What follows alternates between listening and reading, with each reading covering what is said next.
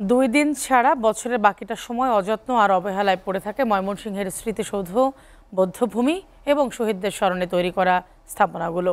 রাত নামলে এসব জায়গায় বাড়ে মাদকাসেবীদের আড্ডা ও অসামাজিক কার্যকলাপ। চুরি হচ্ছে রাষ্ট্রীয় সম্পদ। কর্তৃপক্ষ থেকে সংস্কারের কোনো উদ্যোগ না নেওয়ায় ক্ষুব্ধ নাগরিক সমাজের। জেলা পরিষদ বলছে সংশ্লিষ্টদের সাথে আলোচনা করে নেওয়া হবে প্রয়োজনীয় ব্যবস্থা।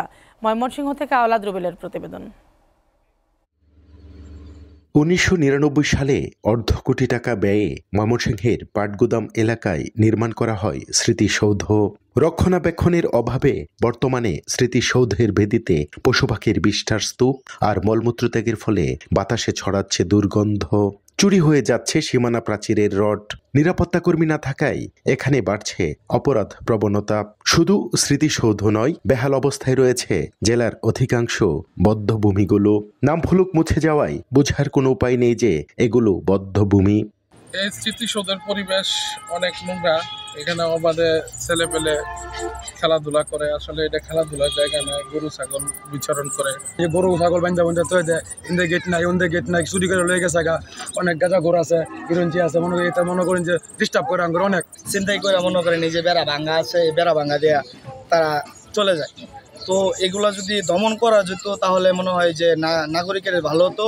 71-এর মুক্তিযুদ্ধের ইতিহাস নতুন প্রজন্মের কাছে তুলে ধরতে মুক্তিযুদ্ধের স্মরণে নির্মিত স্থাপনার সংরক্ষণ ও রক্ষণাবেক্ষণের দাবি জানান এই নাগরিক নেতা।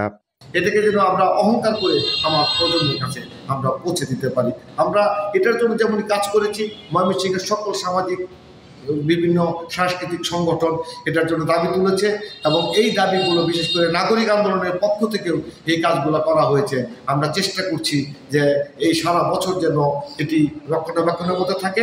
এদিকে জেলা পরিষদের প্রধান নির্বাহী কর্মকর্তা জানান, স্মৃতিসৌধের সৌন্দর্য বর্ধনে সিটি কর্পোরেশনের সাথে আলোচনা করে নেওয়া হবে প্রয়োজনীয় ব্যবস্থা। সবাই আলোচনা হয়েছে যে সার্বিকভাবে রক্ষণাবেক্ষণের জন্য কি কি পদক্ষেপ নেওয়া যায়। এটা সিটি কর্পোরেশনের সাথে সীমাবদ্ধ আলোচনা করে পরবর্তী সিদ্ধান্ত নেবেন আর কি, সার্বিকভাবে যাতে সুন্দর পরিচ্ছন্নতা থাকে। ময়মনসিংহের বিভিন্ন জায়গায় 9টি স্মৃতিসৌধ, 59টি বধ্যভূমি এবং 200-রও বেশি রয়েছে শহীদদের কবর। আওলাদ রুবেল, এসএটিভি, ময়মনসিংহ।